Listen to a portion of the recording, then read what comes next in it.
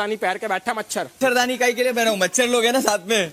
भाई मच्छरदानी तुमने पहन रखे है, मच्छर इसीलिए मुझे तो- कह रहे हो यार। हाँ। आप जो कुछ भी कह के आए हो स्टेज पर, अनिल सर ने जो भी पूछा, समझा? इसका चेला। अबे चेला है तू भी तू, तो चेला है। चेला नहीं हूँ बेटा, तू भी तो चेला अपने है। खुद के नाम से पहचाना जाता है, खुद के समझा? एकदम पीछे धक्का दे रहा पीछे है। पीछे तू हट के बात पीछे हो। कर।